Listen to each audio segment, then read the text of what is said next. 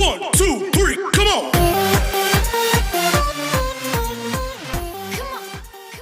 चलो, good morning everyone.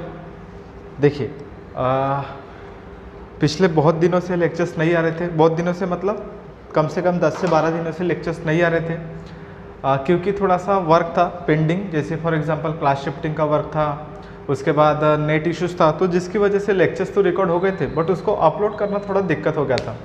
और फिर जैसे फेस्टिवल्स आ गए, जैसे गणपति आ गया, फिर उसके बाद वो पोला आ गया, तो उसकी वजह से भी कहीं ना कहीं थोड़ा सा डिस्टर्बेंस हुआ है। बट अभी जो आपके जो लेक्चर्स है, इसके बाद से जो लेक्चर्स है वो अभी आपको कंटिन्यू मिलेंगे, ठीक है।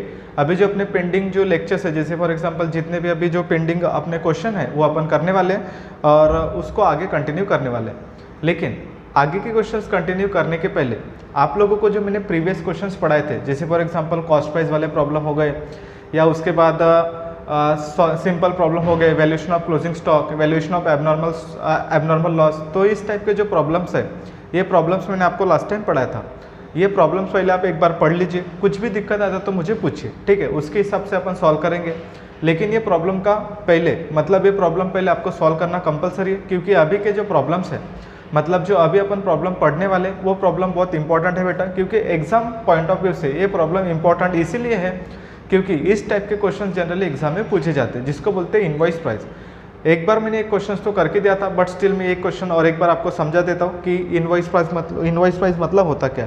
ये सारी चीज़ें अपन पढ़ने वाले, लेकिन वन बाय वन। इसके पहले आपको ये सारी चीज़ें पहले सॉल्व करना है और उसके बाद अपन उसको आगे देखेंगे। तो देखिए, सबसे पहले यहाँ पे इनवॉइस प्राइस जो मैंने अपन ने स्टार्ट करे थे बेटा, वो मैंने आपको बताया था इनवॉइस प्राइस मतलब होता क्या है। तो देखिए, इनवॉइस प्राइस, तो इनवॉइस प्राइस मैंने आपको समझाया था लास्ट टाइम लेक्चर्स में कि इनवॉइस प्राइस मतलब होता क्या है। तो इनवॉइस प्राइस का मतलब होता है, तो इनवॉइस प्राइस के क्वेश्चंस मतलब जब आपको प्रॉब्लम में इनवॉइस प्राइस और कॉस्ट प्राइस दोनों दिया रहेगा, तो ये इसका मतलब होता है। देखिए, इनवॉइस प्राइस मतलब होता है बेटा cost price plus profit is equal to invoice price. मतलब कॉस्ट प्राइस में प्रॉफिट प्लस करेंगे तो क्या निकल जाएगी बेटा आपकी इनवॉइस प्राइस।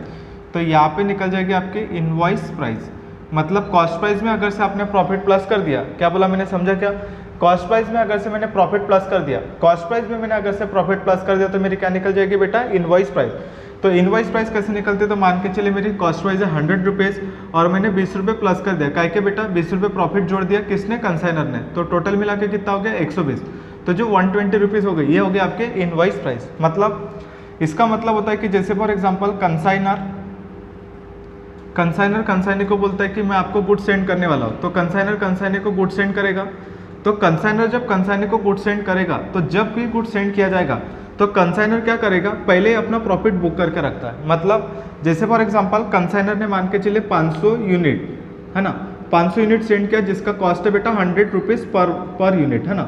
तो पर यूनिट कितना उसका कॉस्ट हो गया 100, कितनी यूनिट है 500। तो जो 500 यूनिट है किसने भेजा है, कंसाइनर ने। किसको भेजा है, कंसाइनी को। तो कंसाइनर ने 500 यूनिट भेजा है कंसाइनी को, जिसका कॉस्ट है 100 पर यूनिट। अभी उसने कंसाइनर ने क्या बोला कंसाइनी को, कंसाइनी को बोलता है कि देखो कंसाइनी, मैं आपको गुड्स तो सेंड करूंगा। तो कंसाइनी को गुड सेंड करेगा, लेकिन कंसाइनी को गुड सेंड करेगा तो ये कंसाइनर क्या करेगा, पहले अपना प्रॉफिट प्लस करता है। मतलब जब कंसाइनर अपना पहले प्रॉफिट क्या करता है, बुक करता है। मान के चलिए यहाँ पे उसने प्रॉफिट प्लस किया 20 रुपये का, तो टोटल कितना हो गया 120। तो कंसाइनी को गुड्स कितने में सेंड करी जाएगी, तो कंसाइनी को गुड्स सेंड करी जाएगी बेटा 120 में। तो जो 120 में गुड्स सेंड करी जाएगी, तो जो 120 रुपीज़ है, ये होगी इसके लिए इनवॉइस प्राइस। क्या होगी बेटा, ये इनवॉइस प्राइस। तो इनवॉइस प्राइस हो गई 120। अभी ये जो 20 रुपये उसने प्रॉफिट प्लस किया, किसने बेटा, कंसाइनर ने। तो कंसाइनर जब अपना पहले प्रॉफिट बुक करता है, मतलब जब कंसाइनर पहले प्रॉफिट बुक करेगा कि देखो कॉस्ट प्राइस 100 है, लेकिन 20 रुपीज़ उसने प्रॉफिट बुक किया, तो पहले जो प्रॉफिट बुक किया उसने, वो प्रॉफिट वो अपने साइड से मतलब वो प्रॉफिट बुक करता है कि कंसाइनी कल चल के मार्केट में गुड्स बेचेगा, तो मार्केट में कितने रुपए बेचे उससे फर्क नहीं पड़ता है। बट जब आप गुड्स सेल करोगे, मतलब कंसाइनी जब गुड्स सेल करेगा, या तो 120 में करेगा या तो उसके ऊपर करेगा। मतलब यहाँ पे जब कंसाइनी मार्केट में सेल करेगा, इसके पास कितने में आ गए 120, तो 120 में। तो जो कंसाइनी मार्केट में सेल करेगा, या तो 120 में सेल करेगा या तो उसके ऊपर। क्लियर इतना? अगर से कंसाइनी ने 120 में भी सेल कर दिया, तो बेटा इसको कितने रुपए का प्रॉफिट हो जाएगा, तो इसको प्रॉफिट हो जाएगा 20 रुपये का। तो 20 रुपीज़ का प्रॉफिट किसको हो जाएगा, तो 20 रुपीज़ का जो प्रॉफिट है वो कंसाइनर को हो जाएगा, ऐसे, क्योंकि उसने पहले प्रॉफिट बुक किया। तो जो पहले पहले प्रॉफिट बुक करते हैं उसी को बोलते बेटा consignment account, sorry invoice price. तो जो प्रॉफिट बुक किया जाता है मतलब जो 20 रुपीज़ है, इस 20 रुपीज़ को बोलेंगे हम लोग रिजर्व। क्या बोलेंगे बेटा इसको हम लोग? रिजर्व। तो जो प्रॉफिट बुक किया जाता है, जब भी कंसाइनर अपने बुक में पहले प्रॉफिट बुक कर लेता है उस प्रॉफिट को बोलते हैं रिजर्व। क्या बोलेंगे इसको? रिजर्व। तो जो रिजर्व होता है वो रिजर्व अपने को कैलकुलेट करना पड़ेगा। मतलब यहाँ पे जब भी दो प्राइसेस दी रहेगी, when the two prices are given in the questions, जब आपको क्वेश्चंस में दो प्राइसेस दी रहेगी, in that case stock reserve will be calculated. तो उस केस में अपने को क्या निकालना पड़ेगा बेटा? स्टॉक रिजर्व निकालना पड़ेगा। तो स्टॉक रिजर्व कैसे निकालते हैं तो ध्यान दीजिए, यहाँ पे मैं आपको समझा देता हूँ, बहुत अच्छे तरीके से ध्यान दो यहाँ पे। तो देखो स्टॉक रिजर्व, तो जब भी आपको दो प्राइसेस दी रहेगी तो उस केस में क्या निकलेगा बेटा? आपका स्टॉक रिजर्व। क्या निकलेगा बेटा? Stock reserve. तो स्टॉक रिजर्व दो चीज़ों का निकलता है, सॉरी तीन चीज़ों का। तो स्टॉक रिजर्व निकलता है सबसे पहले गुड्स सेंड, दूसरा निकलता है गुड्स रिटर्न, और तीसरा निकलता है आपका क्लोजिंग स्टॉक।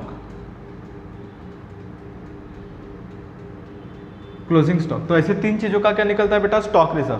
तो स्टॉक रिजर्व निकलेगा गुड्स सेंड का, गुड्स रिटर्न का, क्लोजिंग स्टॉक। तो गुड्स सेंड, क्लोजिंग स्टॉक और गुड्स रिटर्न, ऐसे तीन चीजों का स्टॉक निकलता है। तो गुड्स सेंड किस में लिखेंगे? तो गुड्स सेंड आता है डेबिट साइड, गुड्स रिटर्न आता है क्रेडिट साइड, और क्लोजिंग स्टॉक आता है क्रेडिट साइड। ये समझा आपको? तो गुड्स सेंड आता है डेबिट साइड, गुड्स रिटर्न आता है क्रेडिट साइड, क्लोजिंग स्टॉक आता है क्रेडिट साइड। लेकिन उसका जो रिजर्व है, मतलब गुड्स सेंड का जो रिजर्व है वो अपोजिट आएगा। रिजर्व हम लोग रिजर्व लिखेंगे क्रेडिट साइड, उसका गुड्स रिटर्न का जो रिजर्व रहेगा वो लिखेंगे हम लोग डेबिट साइड, और इसका जो रिजर्व रहेगा वो लिखेंगे हम लोग डेबिट साइड। तो देखो ध्यान दो, सबसे पहले कैसे करेंगे तो ध्यान दो। सबसे पहले गुड्स सेंड काय में लिखेंगे? Debit side. Goods send consignment के डेबिट में आता है, बट उसका रिजर्व किस में आएगा? क्रेडिट साइड में। गुड्स रिटर्न किस में आएगा? क्रेडिट साइड में, तो उसका रिजर्व काय में लिखेंगे? Debit side. अपोजिट एंट्री होते हैं हाँ। और उसका क्लोजिंग स्टॉक किस में आएगा? क्रेडिट साइड में, तो उसका जो रिजर्व रहेगा वो किस में लिखेंगे हम लोग? Debit side. ये हो गया आपका बहुत सिंपल सा प्रॉब्लम, ठीक है ध्यान दो। ये हो गया आपका सिंपल। तो देखिए सबसे पहले क्या आएगा? Stock reserve. तो स्टॉक रिजर्व कब निकलेगा बेटा? तो स्टॉक रिजर्व तब निकलेगा जब आपको प्रॉब्लम में दो प्राइसेस दी रहेगी, एक रहेगी आपकी कॉस्ट प्राइस और एक रहेगी आपकी इनवॉइस प्राइस। कॉस्ट प्राइस और इनवॉइस प्राइस दो प्रॉब्लम में दी रहेगी, तभी आपका निकलेगा स्टॉक रिजर्व। और स्टॉक रिजर्व तीन चीज़ों का निकलता है, गुड्स सेंड, गुड्स रिटर्न और closing stock. Goods send debit में आएगा तो उसका रिजर्व क्रेडिट में आएगा, गुड्स रिटर्न डेबिट में आएगा तो उसका रिजर्व आएगा डेबिट साइड में, और क्लोजिंग स्टॉक आएगा क्रेडिट साइड में, तो उसका जो रिजर्व आएगा वो किस में लिखेंगे हम लोग? डेबिट साइड में लिखेंगे। तो इतना इसका बेसिक है, तो ध्यान दो। अभी क्वेश्चन पढ़ते हैं, उसके बाद अपन उसको आगे सॉल्व करते हैं।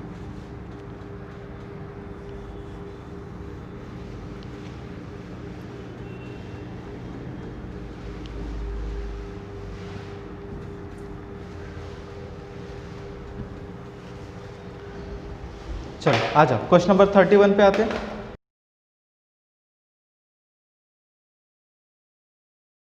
तो 31 देखो, क्वेश्चन नंबर 31 30 वाला मैं सॉल्व करके दूंगा, लेकिन अभी नहीं, बाद में। देखिए सबसे पहले Manikchand of Madras consign 100 cases to Tekchand of Ceylon. The cost of consignment was rupees 8,000 but the goods were charged at pro forma invoice price so as to profit show of 25% on cost. The consignor paid 700 for freight and insurance. The consignee paid rupees 1,200 for import duty and 300 for dock dues. तो देखिए सबसे पहले उन्होंने क्या बोला है? Manikchand of Madras. तो सबसे पहले यहाँ पे मैं लिख रहा हूँ मानिकचंद ऑफ मद्रास, तो यहाँ पे लिखने का मानिकचंद किसको किया बेटा? इसने टेकचंद, ठीक है। कितनी यूनिट सेंड किया उसने? तो जो यूनिट का है वो 100 केसेस है, 100 केसेस, जिसका कंसाइनमेंट का कॉस्ट, तो पूरे के पूरे कंसाइनमेंट का कॉस्ट कितना बेटा? 8,000, ये हो गया उसके कॉस्ट। तो ध्यान दो, सबसे पहले मानिकचंद ने कितने केसेस सेंड किया? 100 cases. Manikchand has send 100 cases to Tekchand. The whole consignment, cost of whole consignment, पूरे के पूरे जो कंसाइनमेंट की जो कॉस्ट है वो रुपीज़ 8,000 है।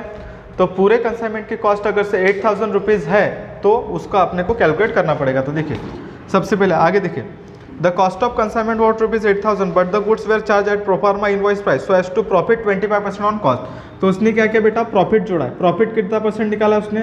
प्रॉफिट निकाला है 25% ऑन कॉस्ट। तो आपकी कॉस्ट कितनी है? तो कॉस्ट है बेटा 8,000। देखिए आपका जो पूरा का पूरा कंसाइनमेंट है, कंसाइनमेंट 100 केसेस है, 100 केसेस जिसमें कॉस्ट है 8,000 रुपीज़ लगी है। 100 केसेस की जो कॉस्ट है वो 100 है, सॉरी 8,000 है।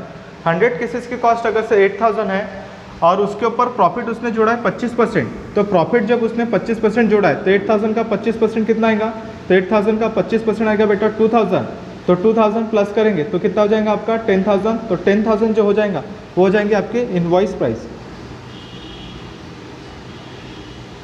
नेहा दरवाजा बंद कर। इनवॉइस प्राइस 8000 2000, तो 8 और 2 कितना हो गया 10000, तो समझ में आ गया कैसे आएगा, तो 8000 प्लस 2000 कितना हो गया बेटा आपका 10000, इनवॉइस प्राइस हो गया आपकी 10000। कैसे निकाला समझ में आ गया। तो सबसे पहले मैंने क्या किया, 8000 की कॉस्ट है जिसमें प्रॉफिट मैंने प्लस किया 25% 2000, इनवॉइस प्राइस हो गई 10000। अभी देखो आगे नेक्स्ट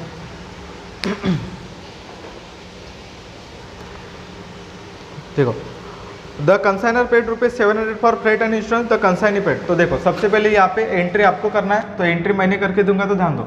सबसे पहले यहाँ पे लेजर बनाते हैं हम लोग,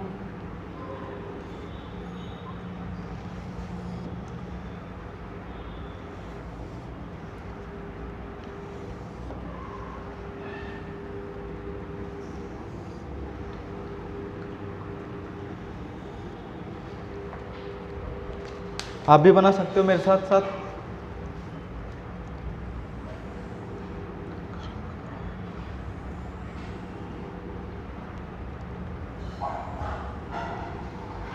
तो यहाँ पे लिखेंगे टेक्चन अकाउंट, टेक्चन अकाउंट। यहाँ पे लिखेंगे हम लोग कंसाइनमेंट अकाउंट,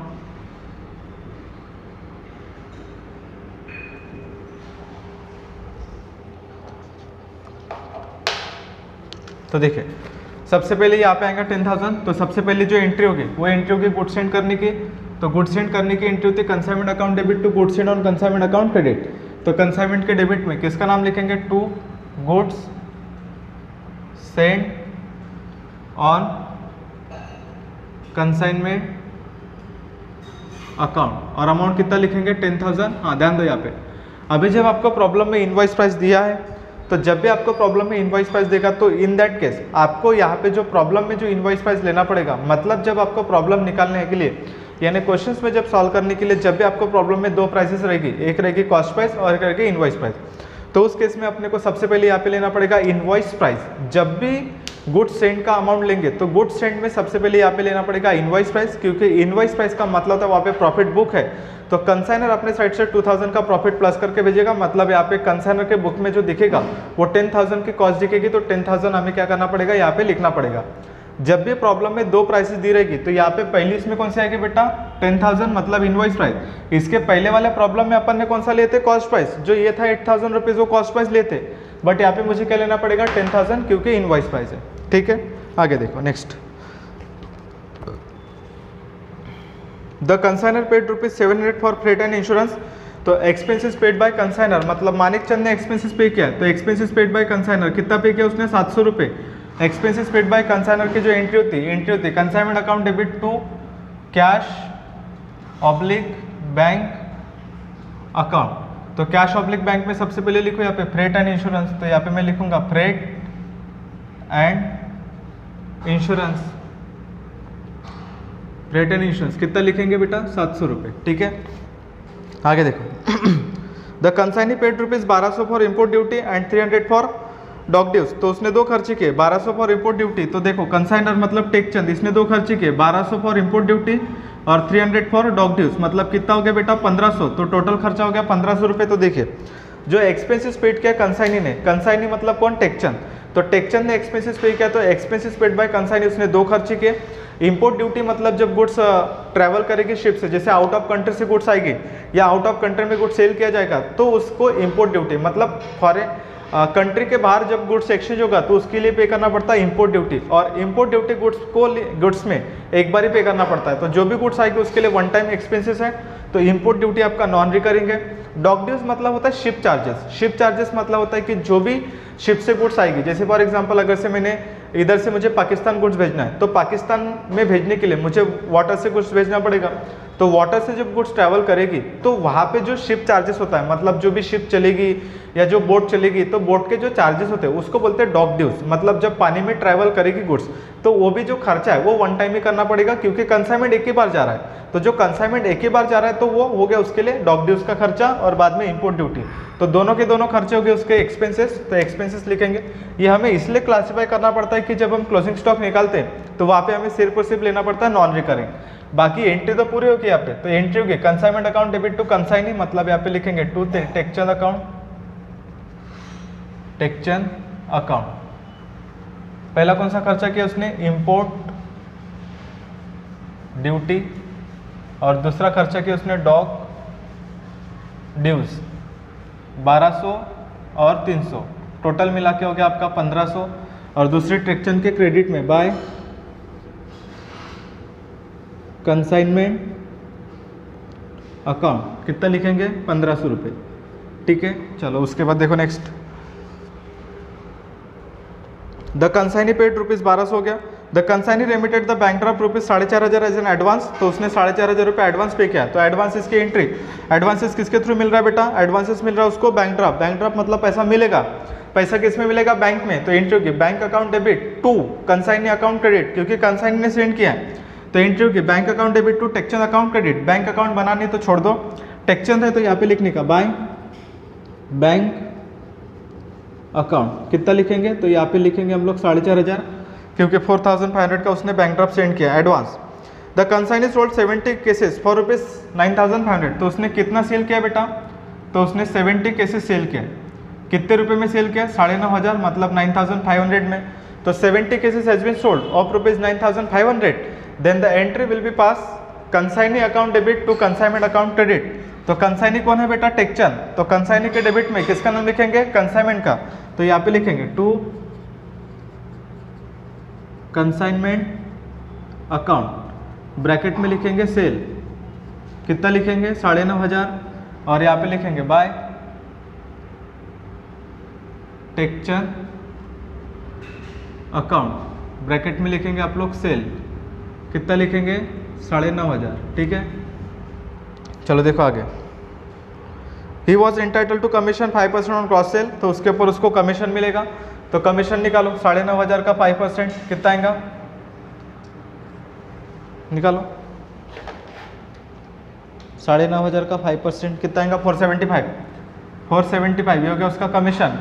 कमीशन की एंट्री क्या होगी, तो कमीशन की एंट्री होगी consignment account debit to consignee, consignee कौन है, टेक्चर, तो यहाँ पे लिखेंगे टेक्चर अकाउंट, और इसको लिखेंगे हम लोग ऑर्डिनरी कमीशन, तो यहाँ पे लिखेंगे हम लोग ऑर्डिनरी कमीशन, कितना लिखेंगे 475, और दूसरी एंट्री यहाँ पर आएंगी बाय कंसाइनमेंट अकाउंट, ठीक है, तो यहाँ पे लिखेंगे 475।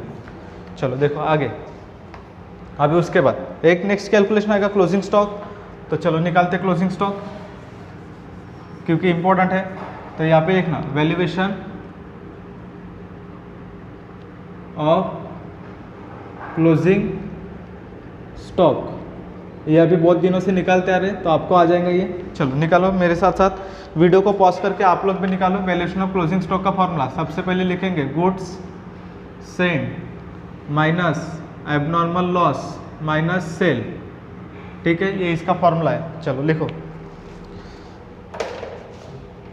क्या आएगा इसका आंसर, सबसे पहले लिखेंगे कॉस्ट ऑफ गुड्स, फिर प्लस करेंगे एक्सपेंसेस ऑफ कंसाइनर, फिर वापस से प्लस करेंगे non recurring expenses of consignee, ठीक है। तो ऐसे एक्सपेंसेस लेना पड़ेगा, तो ध्यान दो, expenses of consignor cost of goods, तो सबसे पहले कितनी गुड्स बचे 16, यहाँ पे 100 भेजा था, 0 लॉस हुआ है, 70 बेचा है, कितनी बची है, तो 30 यूनिट बचा है, ये हो गया 30 यूनिट्स, ठीक है। तो 30 यूनिट बचा है, तो कॉस्ट ऑफ गुड्स, फिर expense of consignor, non recurring expense of consigning. तो कॉस्ट ऑफ गुड्स कैसे निकालते हो, ध्यान दो, सबसे पहले कंसाइनमेंट का कॉस्ट कितना बेटा 8000 कितने यूनिट के लिए, 100 यूनिट के लिए, ये हो गया कॉस्ट प्राइस, ये हो गया इनवॉइस प्राइस। इनवॉइस प्राइस कितनी है 10000, कितनी गुड्स के लिए 100 यूनिट के लिए। तो ध्यान दो अभी 8000, अभी 1 बाय 1 2-3 चीज़ें ध्यान दो। जब मैं गुड सेंड कर रहा हूँ तो उसमें प्रॉफिट प्लस है ना। प्रॉफिट प्लस है का मतलब होता है कि वहाँ पे ऑलरेडी प्रॉफिट इंक्लूड है। जो 10,000 रुपीज़ की कॉस्ट है, मतलब इनवॉइस प्राइस है, इस 10,000 में 2,000 रुपीज़ का, क्योंकि उसकी 8,000 रुपये की कॉस्ट है, 8,000 उसकी कॉस्ट है, 2,000 प्रॉफिट है, तो ऐसा मिला के कितना हो गया बेटा 10,000 रुपीज़ हो गया। लेकिन एक बात बताओ, जब यहाँ पे गुड्स उसको सेंड किया जाएगा, मतलब जब कंसाइनी को गुड्स मिलेगा तो उसको प्रॉफिट प्लस करके मिलेगा, मतलब जो 30 यूनिट बचा है, तो 30 यूनिट बचा है, मतलब इसमें भी आपका क्या है बेटा प्रॉफिट इंक्लूड है, मतलब 30 यूनिट में भी उसने अपना प्रॉफिट इंक्लूड है, तभी तो उसने सेंड किया ना। अभी यहाँ पे जब हम कैलकुलेशन ऑफ क्लोजिंग स्टॉक निकालेंगे, तो कैलकुलेशन ऑफ क्लोजिंग स्टॉक निकालते टाइम जब भी आपको दो प्राइसेस दिया रहेगा, when the invoice price are given also the cost price was given, जब अपने को कॉस्ट प्राइस साथ ही साथ इनवॉइस प्राइस दोनों दिया रहेगा, तो at the time of calculating of closing stock उस केस में अपने को लेना पड़ेगा इनवॉइस प्राइस। जैसे हम लोग पहले इसमें क्या लेते बेटा इनवॉइस प्राइस, तो वैसे जब हम गुड्स का कैलकुलेशन करेंगे क्लोजिंग स्टॉक का, ये यहाँ पे इंपॉर्टेंट है, जब हम क्लोजिंग स्टॉक का कैलकुलेशन करेंगे, अभी तक ये इंपॉर्टेंट पॉइंट मैंने बताया नहीं, नोट करके रखना, जब भी आपको प्रॉब्लम में दो प्राइसेस देगा, एक इनवॉइस प्राइस और एक कॉस्ट प्राइस, तो उस केस में अपने को valuation at the time of calculating of valuation of closing stock अपने को लेना पड़ेगा valuation invoice price per unit. तो इनवॉइस प्राइस पर यूनिट कितना है वो मुझे निकालना पड़ेगा। तो मेरी टोटल इनवॉइस प्राइस कितने बेटा 10,000, कितने यूनिट की है 100 यूनिट की, तो मुझे निकालना पड़ेगा पर यूनिट कॉस्ट। तो invoice price 10,000 divided by 100 is equal to 100, तो आपका जो पर यूनिट कॉस्ट हो जाएगा 100 का। अभी इसका कोई काम नहीं, 8,000 डिवाइड बाय 100 करेंगे तो आंसर आएगा 80, ये हमें कोई काम का नहीं। तो देखो ये 100 और 80, तो दोनों का डिफरेंस कितना है बेटा 20, तो 20 रुपीज़ क्या हो गया आपका प्रॉफिट। प्रॉफिट कैसे निकला तो ध्यान दो, ये 80 और ये 100 दोनों के बीच का डिफरेंस कितना है 20, ये अपन बाद में देखेंगे। तो ये समझा पहले 100 कैसे आया, तो 100 मैंने निकाला इनवॉइस प्राइस, तो यहाँ पे लिखेंगे 30 इंटू 100, तो आंसर आएगा आपका 3,000 रुपये, ये हो गया आपके इनवॉइस प्राइस। इनवॉइस प्राइस से पर यूनिट निकालना पड़ेगा, कैसे निकाला, तो 10,000 डिवाइडेड बाय 100 करेंगे तो आपका आंसर जो आएगा 100 आ जाएगा, ठीक है, ये बाजू में लिख के रख देना। चलो उसके बाद नेक्स्ट एक्सपेंसेस कितने बेटा 700, कितने यूनिट के लिए 100, कितनी यूनिट बची है 30, तो जितनी यूनिट बची उससे मल्टीप्लाई करेंगे आंसर आ जाएगा। उसके बाद नेक्स्ट कितने खर्चे उसके 1500, पूरे के पूरे नॉन रिकरिंग है, क्यों, क्योंकि इंपोर्ट ड्यूटी भी नॉन रिकरिंग है, डॉक ड्यूज भी नॉन रिकरिंग है, तो कुछ टेंशन लेने का नहीं, 1500 डायरेक्ट डिवाइड करने का, 1500 डिवाइडेड बाय 100 इंटू 30, तो ये भी आंसर आ जाएगा आपका। चलो करो इसको, 700 divided by 100 into 30, 700 divide by 100 into 30, 210 इसका आंसर आ जाएगा, और 1500 डिवाइड बाय 100 इंटू 30, 450 इसका आंसर आ जाएगा, प्लस 210 प्लस 3,000, तो 3,660 ये हो गया इसका। तो इसको बोलेंगे हम लोग क्लोजिंग स्टॉक, क्लोजिंग स्टॉक, ठीक है। तो क्लोजिंग स्टॉक कैसे निकलेगा, तो क्लोजिंग स्टॉक की एंट्री होगी बेटा यहाँ पे बाय क्लोजिंग स्टॉक, कितना लिखेंगे 3,660, ये इंपॉर्टेंट है, यहाँ पे ध्यान रखना कैसे निकालते हैं। अभी आगे देखो नेक्स्ट, अभी निकालना पड़ेगा रिजर्व। रिजर्व यहाँ पे निकालना इंपॉर्टेंट है, क्योंकि ये तो हो गया, अभी यहाँ पे मैंने बोला था कि दो प्राइसेस दिया रहेगा तो अपने को निकालना पड़ता है स्टॉक रिजर्व। तो यहाँ पे पहले मैं लिखूंगा स्टॉक रिजर्व, ठीक है। स्टॉक रिजर्व किसका निकलता है, तो स्टॉक रिजर्व निकलता है गुड्स सेंड का, ठीक है। हाँ, क्लोजिंग स्टॉक का भी निकलेगा, तो यहाँ पे लिखेंगे टू स्टॉक रिजर्व, और किसका निकलेगा, तो क्लोजिंग स्टॉक का, क्लोजिंग स्टॉक। तो ध्यान दो यहाँ पे सबसे पहले, अभी यहाँ पे पहले मेरी कॉस्ट कितनी है बेटा, कॉस्ट है 8,000, कितनी यूनिट की कॉस्ट है 100, तो कितना हो गया 80 पर यूनिट हो गया। इनवॉइस प्राइस कितनी है मेरी 10,000, डिवाइड करूंगा 100 से तो कितना हो जाएगा 100, ये हो गई मेरी इनवॉइस प्राइस पर यूनिट, मुझे पर यूनिट निकालना पड़ेगा। तो देखिए 8,000 डिवाइड बाय 100 80 हो गया, 10,000 डिवाइड बाय 100 कितना हो गया 10,000 सॉरी 100, तो दोनों का डिफरेंस, तो यहाँ पे डिफरेंस कितना है 2,000 का, तो यहाँ पे डिफरेंस कितना आएगा 20 का, क्योंकि 2,000 डिवाइड बाय 100 करेंगे तो कितना आ जाएगा 20 आ जाएगा। अभी उसने जो 2,000 का प्रॉफिट है ये पूरे होल कंसाइनमेंट पे लिया है, मतलब जो 2,000 का प्रॉफिट है, तो एक बात बताओ कितनी यूनिट उसने सेंड किया 100, तो 100 यूनिट सेंड किया, लेकिन 1 यूनिट के ऊपर प्रॉफिट कितना है उसका 20, तो मल्टीप्लाई किससे करेंगे 20 से, तो कितना हो जाएगा आपका 2000। एक तो ये तरीका है, नहीं तो दूसरा तरीका 10,000 आपकी इनवॉइस प्राइस है और आपकी कॉस्ट प्राइस कितनी है बेटा 8000। इनवॉइस प्राइस में से कॉस्ट प्राइस माइनस करेंगे तो क्या निकल जाएगा प्रॉफिट, वैसे भी ये हो गया आपका 2000। लेकिन जब क्लोजिंग स्टॉक का निकलेगा तो क्लोजिंग स्टॉक का यूनिट कितने बचे 30। अभी यहाँ पे अपने को 30 यूनिट है तो 30 यूनिट को मल्टीप्लाई करना पड़ेगा 20 से, क्योंकि एक यूनिट के ऊपर प्रॉफिट कितना है 20, तो 30 को मल्टीप्लाई करना पड़ेगा 20 को, बिकॉज उसने एक यूनिट के ऊपर प्रॉफिट रखा है 20 रुपीज़। ये 20 कैसे आया, क्योंकि होल कंसाइनमेंट कितना है 8000 डिवाइड बाय 180 10,000, क्योंकि 25% प्रॉफिट मैंने जोड़ दिया है तो ये हो गया 100 और 80 का डिफरेंस है 20, तो 20 पर यूनिट के ऊपर प्रॉफिट है तो 30 के ऊपर कितना, तो कितना हो जाएगा बेटा 600 रुपये। ये हो गया आपका प्रॉफिट। इंपॉर्टेंट है ये, ध्यान रखो, इंपॉर्टेंट है ये, बहुत इंपॉर्टेंट क्वेश्चन है ये, ध्यान रखना इसके बाद। हाँ समझ में आ गया बेटा ये। तो चलो देखो अभी इसके बाद प्लस करेंगे तो यहाँ पे निकलेगा आपका 2 प्रॉफिट एंड लॉस अकाउंट, ये निकाल लेंगे आप लोग, और यहाँ पे इसका टोटल करेंगे तो यहाँ पे आएगा 9,500 और यहाँ पर भी लिखेंगे 9,500, तो 9,500 में से माइनस कीजिए 1500, 4,500, 475 माइनस 9,500 तो आएगा 3025, तो यहाँ पे लिखेंगे 3025, इसको बोलेंगे कुछ भी नहीं दिया है तो इसको लिखेंगे बैंक अकाउंट बैलेंसिंग फिगर,